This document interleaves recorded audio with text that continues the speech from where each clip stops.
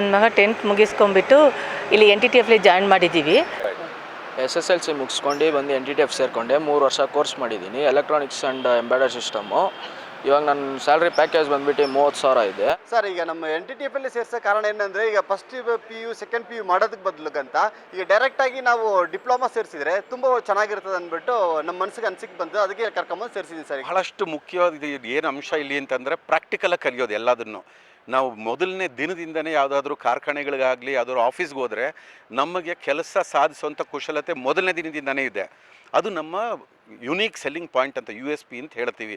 NTTF ಯಾವುದೇ program ಮಾಡಿದರೂ ಹಾಗೇ ನಮಗೆ ಕ್ಯಾಂಪಸ್ನಿಂದಲೇ ಸುಮಾರು ಎಲ್ಲರದೂ ಪ್ಲೇಸ್ಮೆಂಟು ಆಗಿ ಹೊರಟೋಗುತ್ತೆ. ಇದು ನಮ್ಮ main features of this course. ಈಗ ಅಡ್ಮಿಷನ್ ಸೀಸನ್ ಓಪನ್ ಆಗಿದೆ, ತುಂಬಿಕೊಳ್ತಿದೆ ಸೀಟುಗಳು. ಆದಷ್ಟು ಬೇಗ ಬಂದು ನೀವು ನೋಂದಣೀಕರಿಸಿ ನೀವು ಇದನ್ನು ಅಡ್ಮಿಷನ್. ಸತೀಶ್ ಜೋಶಿ ಅಂತೇಳಿ. ಈಗ ನಮ್ಮದು 2025 ಅಡ್ಮಿಷನ್ ಸ್ಟಾರ್ಟ್ ಆಗಿದೆ. ಯಾರು 10th ಪಾಸ್ಔಟ್ ಮಕ್ಕಳು, +2 ಮಾಡಿ ಮುಗಿಸಿದ ಮಕ್ಕಳಿಗೆ, ಯಾರು ಜಾಬ್ ಓರಿಯೆಂಟೆಡ್ ಪ್ರೋಗ್ರಾಮ್ಸಿಗೆ ಇಂಟ್ರೆಸ್ಟ್ ಇದ್ದಾರೆ, ಯಾರಿಗೆ ಅಟ್ ದ ಏಜ್ ಆಫ್ 21-22 ಅಲ್ಲಿ ಸ್ವತಃ ಕಾಲ್ದಲ್ಲಿ ನಿಂತ್ಕೊಂಡ್ಬಿಟ್ಟು ಒಂದು ಒಳ್ಳೆ ಕಂಪ್ನಿಯಲ್ಲಿ ಕೆಲಸ ಮಾಡೋದು, ಒಂದು ಪ್ರೊಫೆಷ್ನಲ್ ಲೈಫ್ ಸ್ಟಾರ್ಟ್ ಮಾಡಬೇಕಂದ್ರೆ NTTF ಒಂದು ಒಳ್ಳೆಯ ಪ್ಲ್ಯಾಟ್ಫಾರ್ಮ್ ಇದೆ.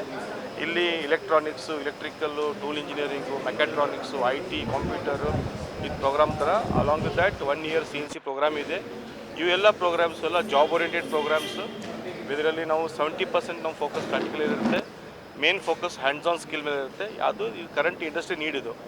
ಆ್ಯಂಡ್ ಈಗ ಇಂಡಿಯಾದಲ್ಲಿ ಇವಾಲ್ವಿಂಗ್ ಮಾರ್ಕೆಟ್ ಏನಿದೆ, ಡಿಮಾಂಡ್ ಏನಾಗ್ತಾ ಇದೆ, ಆ ಕೆಲಸಕ್ಕೆ ಸರಿಯಾಗಿ ಸ್ಕಿಲ್ಡ್ ಮ್ಯಾನ್ ಪವರ್ ರಿಕ್ವೈರ್ಮೆಂಟ್ ಇದೆ. ಆ ಪ್ರೋಗ್ರಾಮ್ಸ್ NTTFಲ್ಲಿ ಪ್ರೊವೈಡ್ ಮಾಡ್ತೀವಿ.